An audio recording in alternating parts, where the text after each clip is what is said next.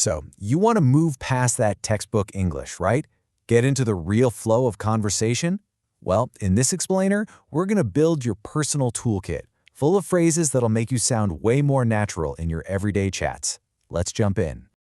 You know that feeling, don't you? When you're in a conversation and you know all the words, but there's this little voice in your head just constantly translating. It's super common and honestly a little frustrating. But we can totally fix it. And here's how we're going to do it. We're going to build you a practical toolkit.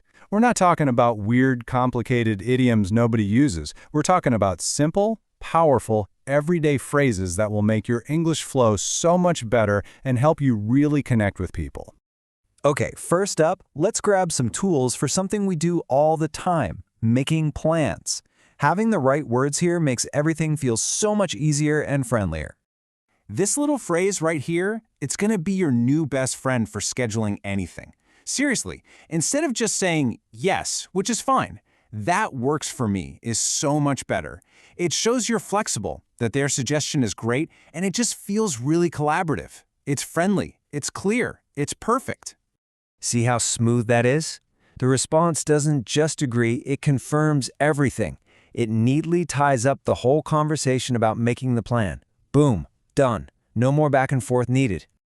And here we have two sides of the same coin. How to respond to an invitation.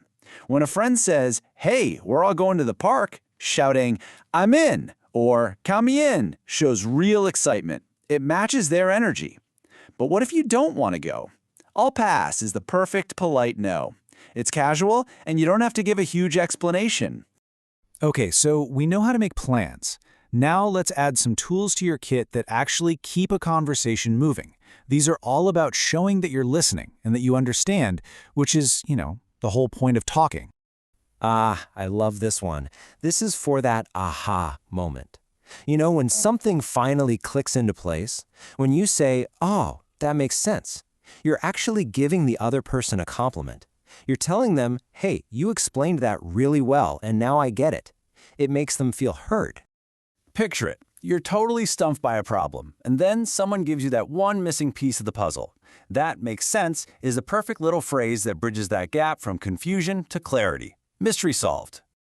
Now this one is so good for showing respect in a discussion. You don't even have to agree with the person completely. It's like saying, I hadn't thought of it that way, but your logic is solid. It's a huge sign that you're actually listening and considering their perspective. And notice what happens here. It leads straight to action. One person gives a good reason, the other says, "You've got a point," and boom, the decision is made. It makes things feel collaborative, not like an argument. All right, life happens. Little mistakes, small accidents, they're part of every day. This next set of tools is all about navigating those little bumps in the road gracefully. These two are absolute must-haves. They're like little social cushions. If someone bumps into you and says, "Sorry," responding with "no worries" or "not a big deal" just instantly diffuses any awkwardness. It tells them, "Hey, it's all good. Don't even think about it." Okay, this one's all about nuance. They both mean you made a mistake, but they have different weights. "My bad" is super casual. It's for tiny things, like accidentally cutting someone off. But "that's on me," that shows real ownership. If you book the wrong flight, you say, "That's on me." It shows you're taking full responsibility. A big part of great conversation is being a great friend. So let's stock our toolkit with some powerful phrases for lifting people up and showing them you've got their back. Think of "you've got this" as a little verbal shot of confidence you can give someone. You use it right before they face a challenge. It's a really simple but powerful way to say, "I believe in you and I know you can do it." So what do you say when someone did an absolutely perfect job? You say, "You nailed it." It's so much more enthusiastic than just "good job."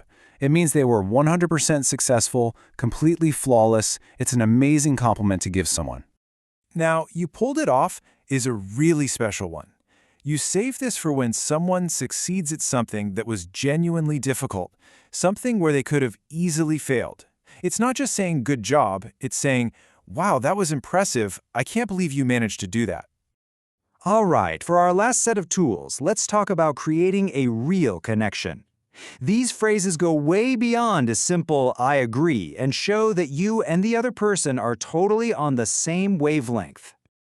When somebody says something that you feel so strongly about, and I agree just doesn't feel like enough, this is your phrase. It communicates total 100% alignment. It says, yes, what you just said is exactly how I feel too. See how it works? It doesn't just agree, it actually builds on the idea.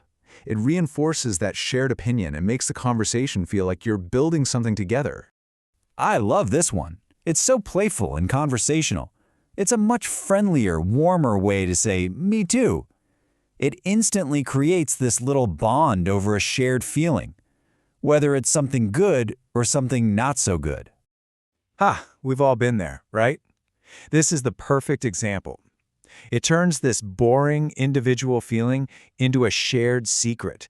It's a quick, easy way to connect with someone, even if you're just complaining about the same thing. And there you have it. Your conversational toolkit is officially stocked up. But you know, the real magic happens when you actually use these tools. So don't try to memorize them all at once. Just pick one. Which one on this list feels like something you could use this week? Go on. Make a plan to try it out. So what's it going to be? Which tool are you going to use first?